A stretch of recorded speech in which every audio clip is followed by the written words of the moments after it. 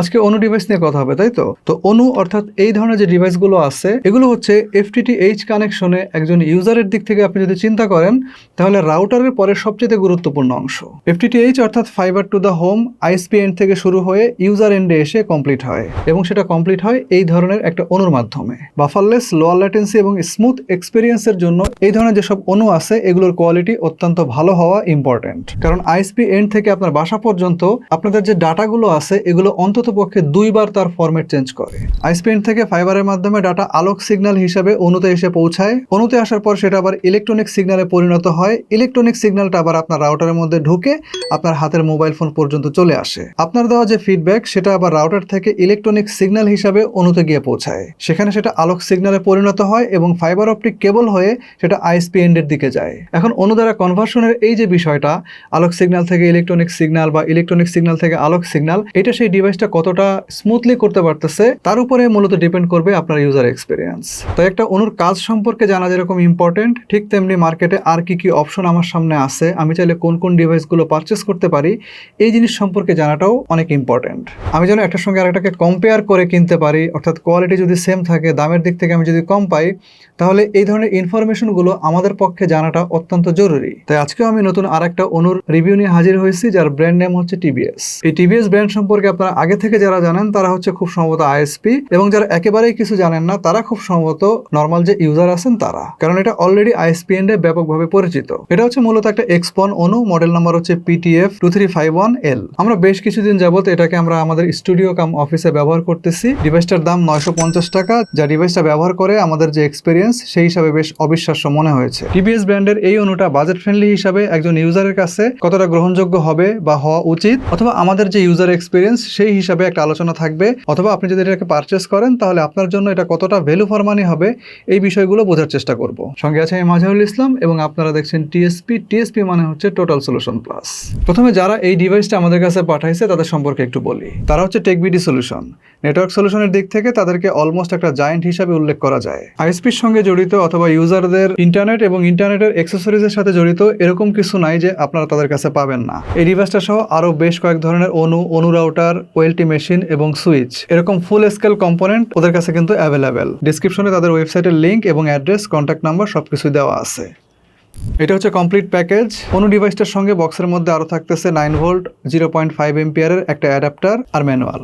সাধারণত আমরা অনু ডিভাইসে 12 ভোল্ট 0.6 এম্পিয়ারের অ্যাডাপ্টার দেখি, বাট এইখানে কিন্তু এম্পিয়ারের পরিমাণটা হচ্ছে 0.5। এটা একটা ইউনিক কালার ডিজাইনের অনু, পুরোটাই সাদা। উপরের অংশে TBS এর ব্র্যান্ডিং করা আছে এবং 3টা লাইট ইন্ডিকেটর দেওয়া আছে। নিচের অংশে এবং সাইডে আছে ব্রিদিং ভেন্ট। ডিভাইসটাকে ওয়াল মাউন্ট করা যাবে সেই ফেসিলিটিও এখানে দেওয়া আছে। বডির এক পাশে দেওয়া আছে একটা DC 12 ভোল্টের পাওয়ার ইনপুট, তার বাম পাশে আছে একটা গিগাবিট ল্যান, যেটার স্ট্যাটাস একটু পরে আমরা দেখাই দিব, আর আছে একটা পন পোর্ট, আর ডিভাইসটার একটা সাইডে একটা রিসেট বাটন দেওয়া আছে।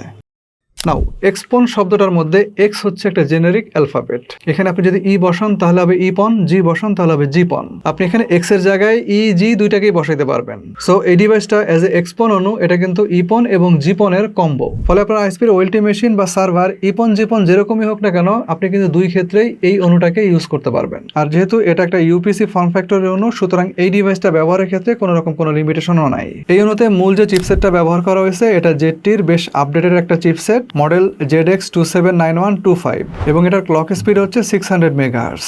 ZT সম্পর্কে আসলে নতুন করে বলার কিছু নাই, এই ব্র্যান্ড সম্পর্কে আপনারা অলরেডি সবাই অবগত। মেইন স্ট্রিম হাই পারফর্মিং বিভিন্ন ধরনের নেটওয়ার্কিং অ্যাক্সেসরিজ তৈরির ক্ষেত্রে আপনারা ZTর যে ব্যবহার সেটা কিন্তু ওয়ার্ল্ড ওয়াইড ব্যাপকভাবে দেখতে পাবেন এবং এটা বিশেষভাবে উল্লেখযোগ্য। ISP মহল তো বটেই, এমনকি ইউজার মহলেও কিন্তু ব্যাপকভাবে সমাদৃত।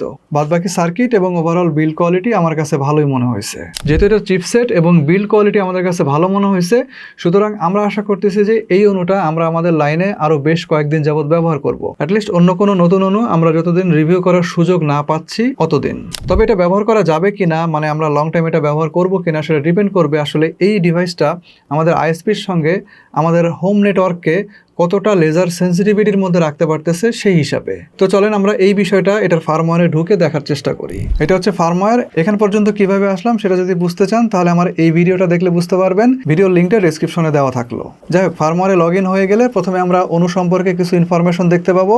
প্রথমে থাকতেছে মডেল নাম্বার, এরপরে serial, hardware version, software version ইত্যাদি ইত্যাদি সহ আরও অনেক ইনফরমেশন। তারপরে আমরা নেটওয়ার্ক ইন্টারফেস এবং সেখান থেকে পন ইনফরমেশনে আসলে প্রথমে যেটা দেখবো এই অণুটা জিপন মোডে আছে। যেহেতু আমাদের আইএসপির ওএলটি সার্ভার জিপন, সো এখানে সেটা সেভাবেই শো করতেছে। একটু নিচের দিকে নামলে আরএক্স এবং টিএক্স পাওয়ার। আরএক্স পাওয়ার মানে হচ্ছে আইএসপির সঙ্গে কতটা স্ট্রং লেজারে অণুটা কানেক্টেড আছে সেইটা, অর্থাৎ রিসিভিং পাওয়ার। আর টিএক্স পাওয়ার হচ্ছে অণুটা কতটা আসলে স্ট্রংলি লেজারকে ট্রান্সমিট করতে পারতেছে সেই জিনিসটা। প্রথমে আছে দেখেন অপটিক্যাল মডিউল ইনপুট পাওয়ার, অর্থাৎ এটা হচ্ছে আরএক্স পাওয়ার, যার মান আমরা পাইছি -20 ডিবিএম। তার নিচের দিকে আছে ট্রান্সমিশন অর্থাৎ টিএক্স পাওয়ার, এটা আমরা এখানে 2 ডিবিএম পাইছি। এবং এই লেজার টেস্ট যখন চলতেছিল তখন এই অপটিক্যাল মডিউলটার টেম্পারেচার ছিল 33 ডিগ্রি সেলসিয়াস। আমরা অণু নিয়ে এই ধরনের টেস্ট আরও যেসব করছি তার মধ্যে এইটার যে লেজার আছে সেটা বেশ গ্রহণযোগ্য পর্যায়ে ছিল, যদিও বা আরএক্স পাওয়ারটা সম্পূর্ণ বাহ্যিকভাবে অন্যান্য অনেক কিছুর উপরে ডিপেন্ড করে। ফাইবারে কোনো সমস্যা হলে বা স্প্লিটারে কোনো ইস্যু হইলে অথবা আইএসপি এন্ডে কোনো সমস্যায় এই মানটা কিন্তু প্রায় ওঠানামা করতে পারে। যাই হোক, এই বিষয়গুলো ছাড়াও ফার্মওয়্যারের মধ্যে আরও যেসব সেটিংস আছে সেগুলো একজন সাধারণ ইউজার হিসাবে আপনার হয়তো বা খুব একটা কাজে লাগবে না, তবে আইএসপিদের কাজে আসতে পারে। আমি স্ক্রিনে কিছু সেটিংসের স্ক্রিনশট দিয়ে দিচ্ছি, আপনারা চাইলে ভিডিওটা পজ করে দেখে নিতে পারেন।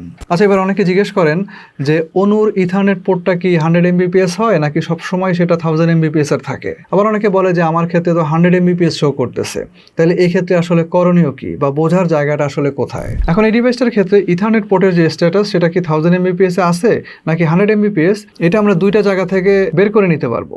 এক হচ্ছে আপনি যদি এটার ফার্মওয়্যারে ঢোকেন, দুই হচ্ছে আপনার পিসির ইথারনেট পোর্টের যে স্ট্যাটাস সেখান থেকে। অ্যাট ফার্স্ট অণু থেকে দেখেন ইউজার ইন্টারফেস ট্যাবের এই যে ইথারনেট অপশন আছে, এখানে দেখেন ইথারনেট স্ট্যাটাসটা শো করতেছে। এখানে connectivity status 1000 Mbps full duplex হিসেবে শো করতেছে। আর পিসি থেকে দেখার জন্য আমাদের নেটওয়ার্ক অ্যান্ড ইন্টারনেট সেটিংসের ইথারনেট কন্ট্রোলারের প্রপার্টিসে যাইতে হবে। এখানে দেখেন লিঙ্ক স্পিড শো করতেছে 1000 Mbps। এবং যারা প্রায় এই ধরনের অবজেকশন করেন যে আমাদের তো 100 Mbps শো করতেছে, তাদের খুব সম্ভবত এই যে পিসির যে ল্যান্ড পোর্টের ইথারনেট কন্ট্রোলারের জায়গাটা, এইখানে 1000 Mbps এর জায়গায় 100 Mbps শো করে। এখন এর সম্ভবত তিনটা কারণ হইতে পারে। প্রথমটা হচ্ছে আপনার অণুর ল্যান্ড পোর্ট থেকে আপনার পিসির যে ল্যান্ড পোর্ট আছে ওইখানে যে কেবলটা দিয়ে কানেকশন দিয়েছেন ওইটার স্ট্যাটাস 1000 Mbps দেওয়ার মতো না, অথবা ওই কেবলটার কোয়ালিটি খারাপ। সেকেন্ড যেটা হইতে পারে যে আপনার পিসির ল্যান্ড পোর্টটাই আসলে 100 Mbps এর। সো পিসির ল্যান্ড পোর্ট যদি 100 Mbps এর থাকে তাহলে তো ওখান থেকে 1000 Mbps আপনি কখনোই পাবেন না। আর 3 নম্বর হচ্ছে আপনার রাউটার যেটা আছে ওইটার ল্যান্ড পোর্টও কিন্তু আপনার 1000 Mbps এর হইতে পারে। 10/100 এর ল্যান্ড পোর্টে কিন্তু আপনি এই অণুর ল্যান্ড পোর্ট থেকে যে কেবলটা যাবে ওখানকার স্ট্যাটাস 10/100ই দেখতে পাবেন। এই তিনটা গ্রুপ ছাড়া বাদ বাকি কারোরই আসলে ইথারনেটের যে স্ট্যাটাস সেটা 1000 Mbps এর নিচে শো করার কথা না। এবার আমরা এই ডিভাইসটা ব্যবহার করব কিনা এটা ডিসিশন নেওয়ার পালা। প্রথমে লেজার সেন্সিটিভিটি। আমরা সাধারণত আমাদের এখানে যত অণু ব্যবহার করি -18 থেকে এখন বর্তমানে -18 থেকে -20 মধ্যে লেজারের সেন্সিটিভিটি পাই। কয়েক বছর আগে যখন আমরা প্রথম FTTH লাইনটা ব্যবহার শুরু করি তখন কিন্তু এই যে রিসিভিং সেন্সিটিভিটিটা এটা অনেক বেটার পাইতাম। তার অবশ্য অনেকগুলো কারণও আছে। প্রথম কারণটা হচ্ছে লাইনে আইএসপি যতগুলো কম্পোনেন্ট ব্যবহার করতো, অর্থাৎ ধরেন যে স্প্লিটার, প্যাচ কর্ড, স্প্লিটারের পর থেকে আইএসপি এন্ড পর্যন্ত যে ফাইবারটা ওইটা সবগুলোই ছিল অলমোস্ট নতুন। এবং যে ফাইবারটা আসলে স্প্লিটার থেকে আমাদের বাসা পর্যন্ত আসছে, অর্থাৎ আমাদের অফিস পর্যন্ত আসছে, এটাও ছিল নতুন, যেগুলো কালের পরিক্রমায় আস্তে আস্তে কিন্তু তার ক্ষমতা হারায় ফেলছে, সক্ষমতা হারায় ফেলছে, টেম্পার নষ্ট হয়ে গেছে। সো এখানে লেজারের সেন্সিটিভিটি কমে আসবে, এটাই কিন্তু খুবই স্বাভাবিক। তারপরেও আমি মনে করি যে কোনো কাজ আরামসে করার জন্য -20 dBm more than good enough. আমাদের পার্সোনাল এক্সপিরিয়েন্স হচ্ছে গেমিং সহ হালকা ভারী, অল্প ভারী অথবা অতি ভারী যে কোনো ধরনের কাজ পরিমাণ মতো যে ব্যান্ডউইথ আমাদের নেওয়া আছে তাতে খুব সুন্দর মতো চলে। ল্যাটেন্সির পরিমাণও কিন্তু আমরা আমাদের এন্ড থেকে বেশ সন্তোষজনকই পাই। যেহেতু ডিভাইসটার দাম হচ্ছে 950 টাকা মাত্র এবং ওয়ারেন্টি সবচেয়ে মারাত্মক, সেটা হচ্ছে 2.5 বছর। সো আসলে আপনি নিজেই চিন্তা করে দেখেন যে আমি যদি এটাকে গুড ডিল না বলি তাহলে আসলে এই ডিভাইসটার প্রতি একরকম অন্যায় করা হবে। আর যেসব আইএসপি আছেন যারা আসলে লাইন দেওয়ার সময় বিভিন্ন ধরনের কম্পোনেন্ট অথবা এই ধরনের অণু আপনারা ফ্রি দেন, আমি মনে করি এই ক্ষেত্রে এই ডিভাইসটা one of the best deal. কাস্টমারও বেস্ট সার্ভিসটা পাইলো, আপনারা খরচটা কমলো। সো আমি মনে করি যে আপনার কাছে হয়তো আজকের ভিডিওটা যথেষ্ট ইউজফুল মনে হয়েছে। যদি তাই হয় ভিডিওতে অবশ্যই একটা লাইক দেন, চ্যানেলটাকে সাবস্ক্রাইব করে রাখেন। খুব শীঘ্রই আসবো নতুন কোনো ভিডিও নিয়ে, নতুন কোনো রিভিউ নিয়ে। সে পর্যন্ত সবাই ভালো থাকেন এবং সুস্থ থাকেন। আল্লাহ হাফেজ।